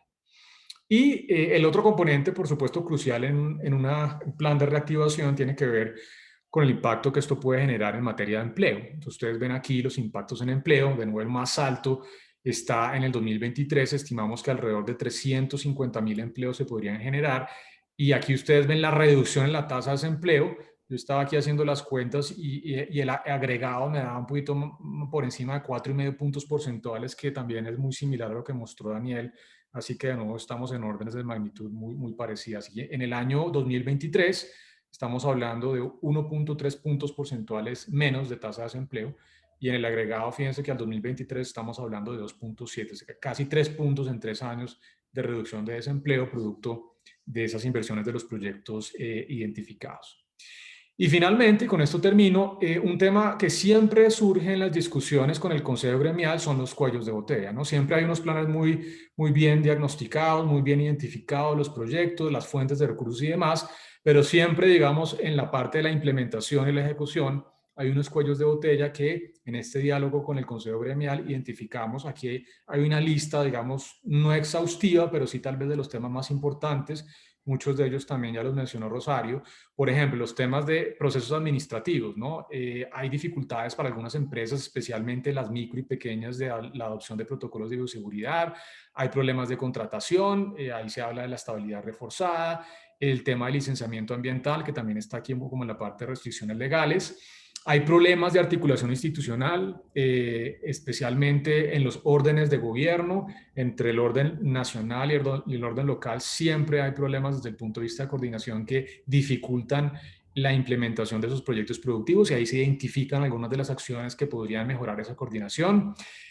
Bueno, los requerimientos sanitarios ya está también implícitamente arriba. Restricciones legales, no solamente el licenciamiento ambiental, sino por supuesto toda la normatividad legal, la suspensión de contratos por parte del Consejo de Estado, el tema de consultas previas, que siempre es un tema ahí que sale como clave. Entonces ahí hicimos un esfuerzo también por identificar cuellos de botella, porque si tenemos un plan, de nuevo, muy bien identificado, con proyectos muy priorizados, pero tenemos todavía esos cuellos de botella, pues vamos a tener barreras para la implementación de ese plan de choque. Así que ahí en el documento ustedes van a ver esos cuellos de botella y algunas recomendaciones para tratar de mitigar, si se quiere, o al menos, o en el mejor de los casos, eliminar esos cuellos de botella. Eso era, Armando. Bueno, Luis Fernando, muchas gracias. Yo invito a todos los participantes a hacer preguntas y comentarios. Empiezo con Andrés Langebach. Andrés, adelante, por favor. Sí, muy buenas noches. Bueno, felicitaciones a todos los expositores. Muy vigorizante este catálogo de proyectos, y lo entusiasma a uno mucho. Tengo dos preguntas. Definitivamente la pandemia creo que ha acelerado un proceso de transformación digital en Colombia muy fuerte. En el caso particular de los bancos, pues es obvio que esa transformación digital va a generar, si no es este año, en los próximos 2 años, una salida. Yo pensaría que hacía un cálculo grueso de un 30% de los empleados del sector bancario. Y en el caso, y un cierre de igual número, un porcentaje también muy alto de oficinas. En el caso, por ejemplo, de comercio del e-commerce, en casos que tienen que ver con agencias de viajes, con el rol de las inmobiliarias. El sector de inmobiliario es un sector que está sufriendo una enorme transformación, porque las inmobiliarias tienen una competencia muy grande a través de grandes plataformas que se han ido generando en el mercado, que conectan oferentes y demandantes de vivienda y de inmuebles en forma muy eficiente. Y pues para no citar, digamos, otros sectores donde eso es evidente, el sector de seguros también, los intermediarios de seguros en los próximos años tienen un rol que todavía está por definirse cuál puede llegar a ser. En ese sentido, mi pregunta va un poco a Daniel. Gómez, si estos temas de esta aceleración de la transformación digital han sido tenidos en cuenta en términos de la formulación de algunas políticas que dada esa aceleración, digamos, dada esa aceleración que vemos de esa transformación digital puede generar desempleo tecnológico y puede de alguna manera requerir políticas de Estado particulares para atender, digamos, ese desempleo tecnológico. Y mi segunda pregunta tiene que ver con el tema de, con el tema de, este es como una lista de proyectos, pero me trae un poco a una situación como de déjà vu de cuando se formularon los proyectos de cuarta generación de concesiones viales, en los que pues había eventualmente muchos proyectos, pero finalmente no hubo recursos para financiar tantos proyectos y se encontraron, ya entrando al tema micro, muchos obstáculos para que el sector financiero pudiera involucrarse en muchos de ellos. No sé si ese chequeo por tratar de ver la financiabilidad de muchos de estos proyectos en realidad es pertinente en este momento y podría, digamos, limitar el alcance de lo que se está proponiendo. Esto es todo. Muy bien. A ver, Daniel, adelante. Listo, Armando, gracias. Gracias, Andrés. Sí, no, entonces, con el tema de transformación digital, creo que ahí sí hay una línea pues de política muy clara, donde empezamos empezamos como Colombia, digamos, con el COMPES de Big Data, después transformación digital, ahora sacamos confianza y seguridad digital, tecnologías para aprender, que también busca esa transformación de las capacidades y de la formación encaminada hacia este nuevo mundo digital. Y en el tema del desempleo tecnológico, creo que eso está en la parte de formación para el trabajo. Ahí tenemos en el COMPES, y fue una de las líneas que mencioné, de pronto fue un poco rápido, pero hay una línea fundamental que es formación para el trabajo encaminado a estos nuevos sectores, a generar esas capacidades para reinventar y readecuar el capital humano hacia nuevas tecnologías. Entonces, digamos que en ese sentido está contemplado. En el tema de los proyectos y la financiabilidad, estoy de acuerdo. Ahí solo hacer mención que de todo el programa 4G, ahorita hay de las 24 obras de 4G, hay 20 que ya tienen cierre financiero, entonces, y ya hay 50% que está ahí, hay 50, ahí hay ya la mitad de las obras ya están con más del 50% de la ejecución. Entonces, el programa 4G está andando bastante bien y ahora tenemos el portafolio de la 5G, que tiene un enfoque en intermodalidad con obras en transporte fluvial, en ferroviario. Próxima semana, de hecho, vamos a lanzar el plan maestro ferroviario con también un pipeline de proyectos férreos que van a complementar y completar la intermodalidad del carretero, modo fluvial y el férreo, y que puede reducir costos de exportación, por ejemplo, muy significativamente. Hicimos el cálculo y puede reducirlo hasta 50% el costo de llevar un container de Bogotá hasta los puertos del Caribe si se usan todas las combinaciones de intermodalidad. Entonces, hay proyectos financiabilidad, creo que pues con el COMPES de hoy de importancia estratégica ya se bloquearon pues vigencias futuras por 9 billones para muchas de esas obras que buscan cierre. Y con el aumento del cupo APP también se puede atraer recursos y capacidad privada para todo el portafolio de APP. Muchas gracias. Ahora, Antonio Celia, adelante. Sí, no, muy buenos trabajos, muy completos, pero yo a veces asocio, y esto es un tema que no sé cómo establecer, es que cuando yo asocio reactivación, estoy pensando en cosas realmente inmediatas, porque el corto plazo es lo que nos agobia a todos. Entonces estos planes están muy bien, son muy completos, están muy bien detallados, pero me parece, haría 2 comentarios, sobre todo el del DNP, que ya comenté en su momento con Daniel, que amablemente me abrió un espacio. Me parece tremendamente ambicioso, Yo creo que es demasiado amplio, procura abarcar demasiadas cosas. Y yo trataría de concentrarme en 4 o 5 cosas que sean las más factibles, las que mayor impacto genere.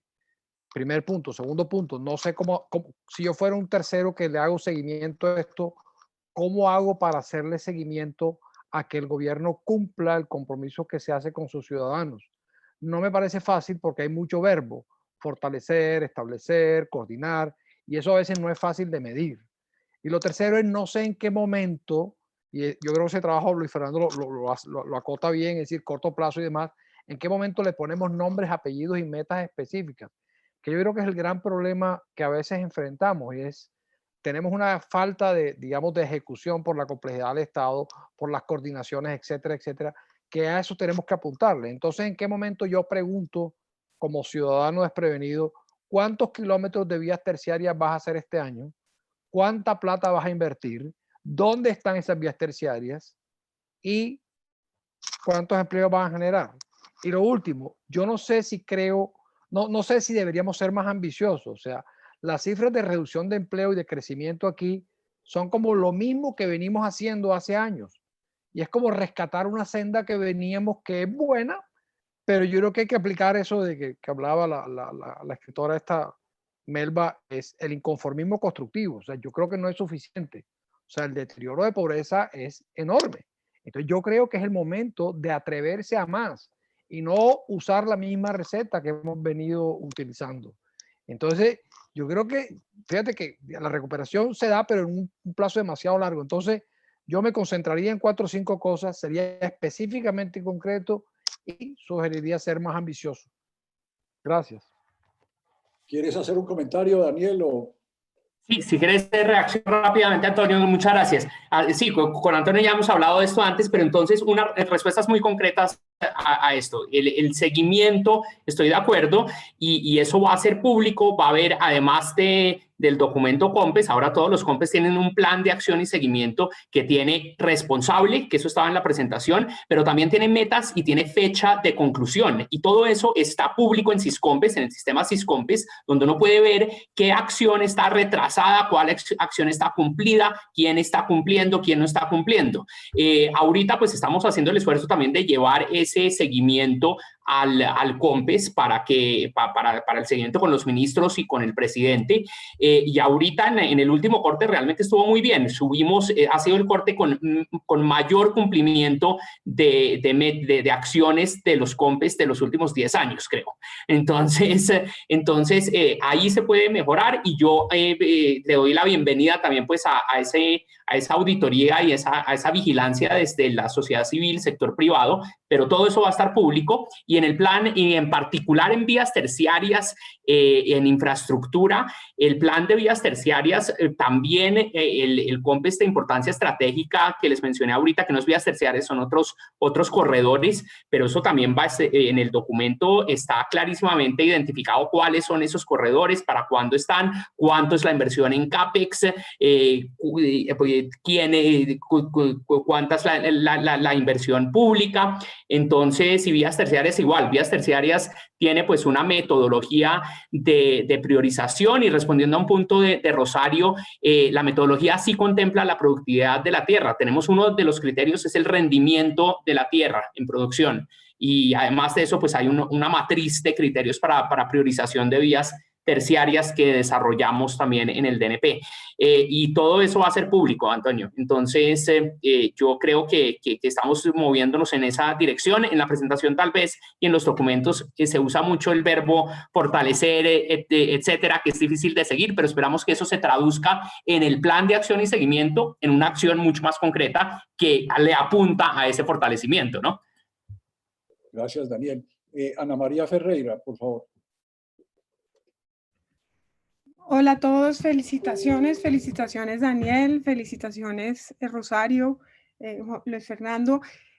Básicamente me parece clave que se tome, digamos que se esté considerando este tema de los costos de transacción, particularmente los costos en licenciamiento ambiental y los costos en consultas previas.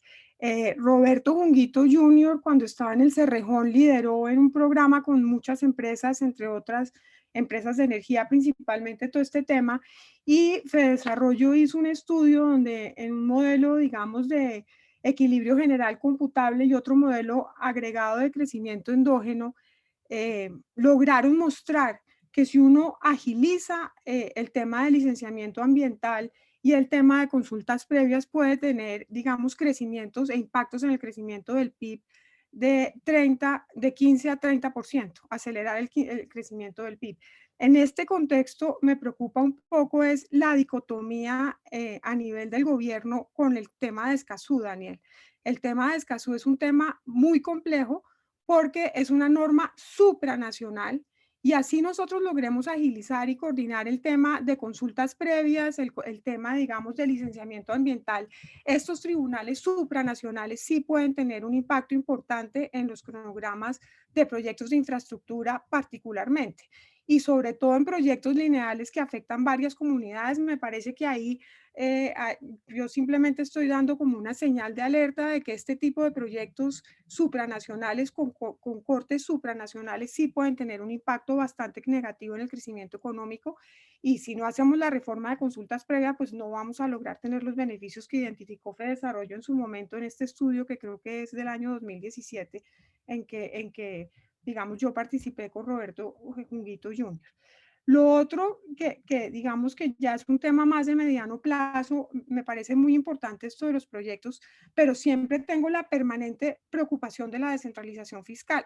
Nosotros en el año 91 descentralizamos el país y lo que uno ve es que esas líneas, digamos, de responsabilidades y asignaciones de recursos se han ido desdibujando.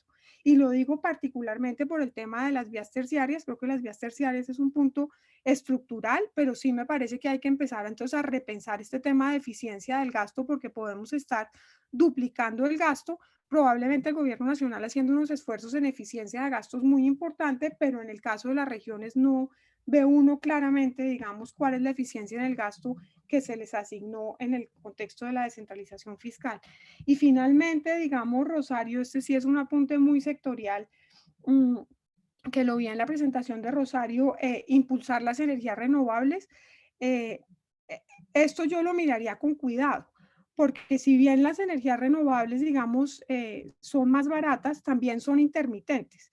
Y llega un punto en que si uno mete demasiadas energías renovables, le pueden pasar dos cosas. La primera es que tiene costos marginales negativos en el mercado y esos costos marginales negativos, si no se solucionan, lo que hacen es que sacan a ciertas estructuras de generación de soporte del sistema. Eso es lo que está pasando en el Perú. En el Perú, digamos, hubo un subsidio muy importante a las energías renovables y lo que está pasando en el Perú es que se están saliendo las térmicas del sistema, se están cayendo todos los proyectos de gas del sistema y finalmente para salvar esto toca, digamos, financiar con unos costos fijos muy importantes que al final pueden acabar con un costo de energía superior. Entonces, simplemente eso es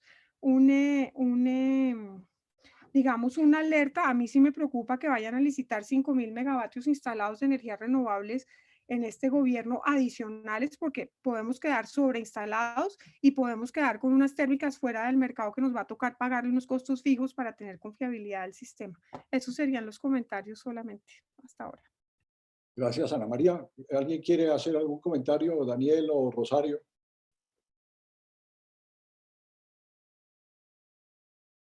¿Aló?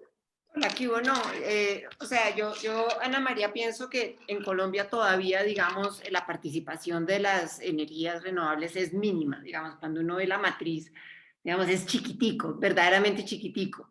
O sea, que yo ni siquiera en este momento me preocuparía por eso, sencillamente porque pues tenemos eso, como 70 hídrico, como térmico, por ahí, no sé, un 29 y quizás la renovable es un 1%. O sea, digamos, estamos todavía lejos como de saturarnos, pienso yo. Y yo sí creo que el mundo sí va en ese sentido y yo sí creo que, digamos, y con esto de la pandemia y su impacto, digamos, que ha tenido benéfico en el tema de las emisiones, yo creo que nosotros sí tenemos que volvernos conscientes de qué es lo que tenemos que hacer en el tema de cambio climático. O sea, yo creo que por ahí es que tenemos que empezar a trabajar. Muy bien. Daniel, yo tenía una pregunta. Se refiere a la compatibilidad de estos planes de inversión con las metas fiscales y las dificultades fiscales del país. Pues obviamente si tuviéramos una situación más holgada, estos planes podrían ser mucho más ambiciosos y mucho más grandes, pero de todas formas se prevé lo que se ha reportado, que se va a subir la inversión pública en algunos montos, que le quería preguntar, ¿y cómo se compatibiliza eso, por ejemplo, con el último marco fiscal de mediano plazo, pues que se veía muy restringida la situación de Colombia y del endeudamiento externo e interno para el año próximo y el siguiente? Le rogaría que nos explique eso. Listo, sí, señor. No, entonces, en el compromiso por Colombia y en la identificación de los proyectos, se hizo mucho énfasis en que no solo es a través de inversión pública que se van a materializar estos proyectos, sino también a través de participación privada, tanto por iniciativas privadas como por iniciativas públicas con participación privada. Entonces, ahí, en ese sentido, también pues, se aumentó el cupo para APPs, se va a licitar una cantidad de proyectos para participación privada. Entonces sí hay una apuesta importante en que con las medidas que Luis Fernando y que Rosario mencionaron, los habilitadores que mencionó Rosario, se pueda también dinamizar mucho más la inversión privada y la participación privada en APPs, no solo para el sector transporte, sino también para infraestructuras en otros sectores. Y ahí tenemos ya, estamos haciendo un esfuerzo por ampliar el esquema de APP en sectores como educación, salud, renovación urbana, y ahí ya hay agua y saneamiento, y ahí ya pues hay muchos proyectos de esos que estaban estructurados y que no habíamos puesto a funcionar y que están entrando dentro de este plan para el próximo año para que ya empiecen a funcionar proyectos estructurados con APPs y con participación privada. Muy bien, muchas gracias. Si me permite, yo quiero hacer un comentario sobre eso. A ver, Luis Fernando. Sí, mira, porque tanto tú como Andrés Langebeck hablaron sobre el tema fiscal, que ya ha contestado Daniel. Yo quisiera aclarar un poquito la metodología de nuestro documento en ese sentido, porque claramente uno de los temas, una de las restricciones que tuvimos en el diseño del documento era el tema fiscal, y de hecho nosotros hicimos el comentario en algunas solicitudes que planteaban los gremios de exenciones y demás, que pues es muy difícil en una coyuntura como la actual, y hay que evaluar muy detalladamente la implementación de nuevas exenciones tributarias en esta coyuntura. Entonces, para el tema de los proyectos de inversión, lo que hicimos fue irnos a cuál era el espacio disponible de cupos de APPs por sectores, sin haber todavía considerado la ampliación de los cupos que nos menciona ahora Daniel, solamente con lo que había antes, que era muy limitado. Y en el año, digamos, de mayor inversión de APPs, que fue el 2023, estamos hablando de 0.5 del PIB. El resto es inversión privada, como lo decía Daniel. Entonces es muy importante que aquí no estamos hablando, digamos, de un punto y medio de inversión pública. Estamos hablando de una gran componente de inversión privada, yo diría que más o menos 2/3 partes, y el otro componente atado a los cupos de APPs. Ahora, lo de los APPs de todas maneras hay que mirarlo con cuidado, porque al final de cuentas el cupo de APP no es otra cosa que una deuda implícita, ¿no? Entonces eso también hace parte, digamos, de la evaluación hacia adelante de la estrategia fiscal que pregunta Armando. Muchas gracias. Perfecto. No veo más preguntas. ¿Alguien quiere hacer algún comentario o una pregunta adicional?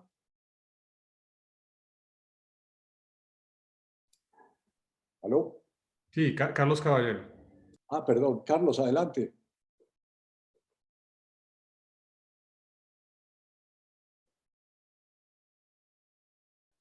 Carlos.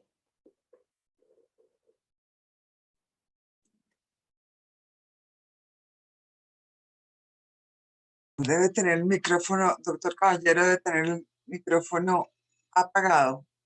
Sí, lo veo con el micrófono apagado.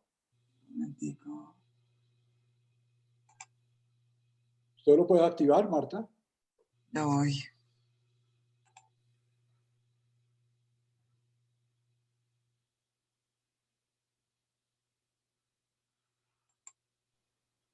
Carlos. Ya se activó. Ya, no, yo quería hacer un comentario muy breve. A mí me parece muy importante tener todas estas presentaciones como un gran marco de acción para los próximos años. Pero estoy de acuerdo con Antonio. Yo creo que a esto hay que meterle sentido de urgencia. A mí me parece muy interesante lo de Luis Fernando, lo de desarrollo, de tener la clasificación corto, mediano y largo plazo. Pero yo sacaría en un documento adicional todo lo corto, unas poquitas prioridades de corto plazo. Por ejemplo, las vías terciarias. Bueno, metamos todas las vías terciarias. La infraestructura urbana, metamos toda a la infraestructura urbana.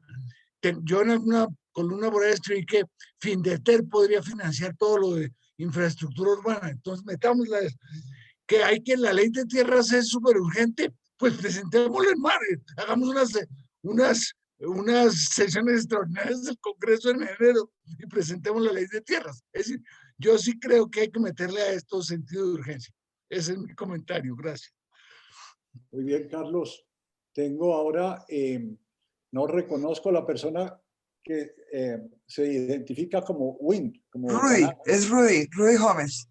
Rudy, tú eres el winner. Está de incógnito. Rudy está de incógnito. ¿Cómo te parece? Entonces tenemos a Rudy, a Santiago Montenegro y a Chucho Botero. A ver, Rudy. Sí, yo tengo una preocupación, que es que no hay ningún plan de aumentar exportaciones. Hay una referencia ahí como muy sutil a las cadenas regionales de valor y nada más. Y yo no veo cómo van a crecer lo que necesitan crecer si no se hay un desarrollo exportador. También me preocupa que no hay ninguna referencia al endeudamiento. Creo que tiene que ver con la pregunta de Armando, pero yo creo que el crecimiento de la deuda pública va a ser feroz y tendría que tenerse en cuenta cómo va a caer en el tiempo eso. Y eso tendría que caer con crecimiento de la economía o con pago de deuda. Y no sé cómo van a acomodar eso con la inversión. A ver, Daniel. Gracias, Armando. No, una respuesta sobre la urgencia. Yo estoy de acuerdo, pero, por ejemplo, todos los que han mencionado la urgencia de acelerar han mencionado las vías terciarias. Y las vías terciarias, que es de lo más adelantado, pues tiene que aprobarse las vigencias futuras ahorita. Luego tiene que hacerse los acuerdos con los entes territoriales. Luego están los estudios. Y mucho, si nos va bien, vamos a empezar a tener maquinaria en terreno, ¿cierto? Pues más o menos en mayo, junio. Y eso es lo más rápido. Esos son los proyectos que están ya listos, básicamente. Entonces, yo entiendo esa urgencia, pero es bien difícil en términos de obras hacer cosas más rápido por los pasos que requieren, ¿cierto? Lo otro para aclarar es también que los recursos que mencionamos acá en el plan de inversiones ya están en el marco fiscal de mediano plazo, eso está contemplado, y vigencias futuras están contempladas dentro de ese marco fiscal de mediano plazo. Entonces, digamos que lo que estamos presentando ya está dentro de esa presupuestación. Con el punto de exportaciones que mencionó Rudy, estoy completamente de acuerdo, y por eso, y eso lo mencioné al principio un poco con esta misión de internacionalización que tenemos. Hay dos apuestas como muy estructurales, que son la misión de empleo, la misión de internacionalización, y el COMPES está un poco silencioso en esos dos temas, porque va a quedar la tarea para diferentes responsables de implementar esas recomendaciones. Hay unas cosas que ya se sabe cómo qué hacer, hay otras cosas que son nuevas, que se están explorando, hay otras cosas que estos espacios de las misiones van a lograr generar volver a generar o generar de nuevo esos consensos alrededor de qué hay que hacer para aumentar exportaciones como palanca de crecimiento y generación de empleo, y las reformas laborales para que la reactivación del empleo sí se pueda dar a la par con la reactivación del crecimiento en 2021 y 2022. Gracias, Daniel. Santiago Montenegro. Gracias a los expositores. Creo que muy útiles estas presentaciones y recomendaciones. Yo básicamente quería decir, dos puntos. Daniel mencionó que las obras 4G van bien, ¿no? Pues yo le creo, pero también quería decirte, Daniel, que hay un poco de obras que han comenzado y no se han terminado y están botadas, que habría que ir a ver, ¿no? Y te doy algunos ejemplos. Mosquera La Mesa, la tercera calzada, eso está botado, se interrumpió y no ha seguido. Pasto Chachagüí, allá en mi tierra, está botada la obra desde a medio hacer, paralizada desde hace varios años. Lo mismo con San Francisco Mocoa, botada la obra, abandonada sin terminar. Entonces, hay un poco de obras que hay que hacer el examen, ir a verlas y terminar lo que ya se ha comenzado, ¿no? Bueno, unido a eso hay un problema para todas las obras públicas y otro tipo de obras que hay que tener en cuenta, que son los cuellos de botella de la Contraloría, ¿no? Los seguros en Colombia están en unos precios astronómicos. Muchos financiadores, muchos bancos no quieren volverse a meter por problemas de la Contraloría en unos fallos que ha tenido en lo que se llama la responsabilidad de terceros, en un ambiente en el mundo en que los seguros están disparados por diferentes causas. La baja en las tasas de interés ha aumentado las pólizas y los incendios en California. En fin, hay una discusión de por qué se han subido tanto las tasas de interés, que además de eso hay un costo Colombia de los seguros que hay que tener en cuenta.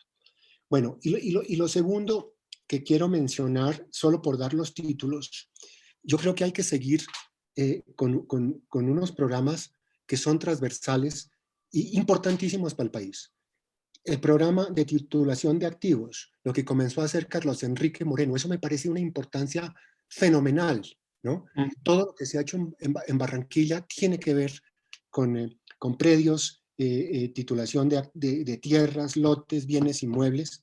Ese es un programa muy importante que debe seguir. El otro tema, que ha sido una obsesión mía desde que estaba allá en planeación, el tema de la información, ¿no? Y lo que ustedes han hecho, lo que tú has hecho y lo que ha hecho planeación para poder distribuir esos subsidios. Eso es una cosa importantísima. Lo hemos mencionado acá también en las discusiones que hemos tenido en el tema de la tributación, la capacidad para cruzar bases de datos con base en registros administrativos, ¿no? Entonces, eso creo que es muy importante para el país. Y el tercer tema, que también lo hemos discutido en el marco de este grupo, es lo de la nueva DIAN, ¿no? Necesitamos una nueva DIAN para que ponga orden a todo lo fiscal. Bueno, gracias. Armando, si quieres respondo rápidamente a Santiago, muchas gracias. Entonces, ya estaba mirando acá bien los datos de las 4G para darles exactamente el dato. Entonces, las 4G hay 29 proyectos, de los cuales 24 están en construcción, ya están en ejecución, 15 tienen progreso por encima del 50%, 20 tienen ya cierre financiero completo de las 29. Entonces, ese es el estado de cosas ahí. Sí hay unas que están atrasadas. Muchas veces tiene que ver con la concurrencia territorial, ¿cierto? De los departamentos. En particular, por ejemplo, la de Chachagüí Pasto, creo que ahí es un tema de concurrencia del departamento, entonces la nación va ahí como a un ritmo y el departamento a otro. Entonces, ahí hay unos problemas con esos, pero en grosso modo, creo que sí se han destrabado bastantes que estaban trabadas. En particular, por ejemplo, las que se han destrabado últimamente son Honda, Puerto Salgar, Girardot, Cartagena, Barranquilla, la Circunvalar de la Prosperidad, Cambao, Manizales, Mulá, Lobo, Guerrero, Popayán, Santander de Quilichao. Esas estaban trancadas en 2018 y ya se lograron destrabar dentro de los problemas que cada una tenía, que eran de diferente tipo. Unas eran licencias ambientales, otras eran problemas de financiación, de cierre. Entonces, ese es como el resumen, ¿cierto? Por el lado, la otra pregunta, lo de fuentes de financiamiento, ahí también agrego a la pregunta anterior sobre financiamiento. En el Plan Nacional de Desarrollo quedaron varias nuevas alternativas de financiamiento, como instrumentos de captura de valor, que ya están andando también, un nuevo fondo alternativo de pagos, que falta ya muy poquito para ponerlo a andar. Con la FDN también, pues, unas facilidades adicionales de garantías y de financiación para facilitar estos cierres financieros, y también el cambio en los topes de financiación para fondos privados y fondos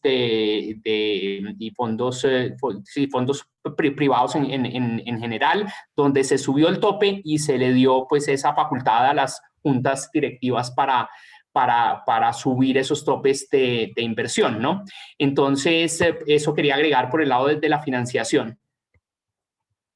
Gracias, Daniel. Le doy la palabra a Jesús Botero. Adelante, Jesús. Muchas gracias, Armando. Daniel, y María del Rosario y Luis Fernando. Luis Fernando, fabulosas las presentaciones. A mí me alegra muchísimo que se estén haciendo ejercicios tan detallados y tan fundamentados, me parece. Yo de todas maneras, simplemente para estar seguro, entonces lo que estás diciendo, Daniel, es que la estructura fuerte de financiación privada va a estar respaldada en vigencias futuras del gobierno central, y que dentro de lo que llamaríamos la programación financiera de largo plazo ya está la totalidad de esos fondos cubiertos, porque eso es una maravilla, eso es lo que realmente vuelve todo viable. Y eso ese es el punto, pues, fundamental, la primera cosa que quería reiterar la pregunta. Lo segundo es papel que cumple la globalización en todo esto. Por ejemplo, ese nuevo acuerdo gigantesco que están haciendo en Asia, que acaban de cerrar en Asia. ¿Qué posibilidad tenemos de acercarnos a ellos? ¿Qué posibilidad tenemos de abrir nuevas ventanas de contacto con bloques comerciales tan gigantescos como ese? Y cómo somos capaces de potenciar el nearshoring para poder entonces también, creo que hilar todo esto a un empuje fuerte en cadenas de valor. Listo, Jesús, muchas gracias. Sí, no, efectivamente, sí, toda la senda de inversión y vigencias futuras es consistente y compatible con la trayectoria de deuda y con toda esta programación del marco fiscal de mediano plazo. Entonces, efectivamente, sí, eso ya está contemplado ahí, ¿cierto?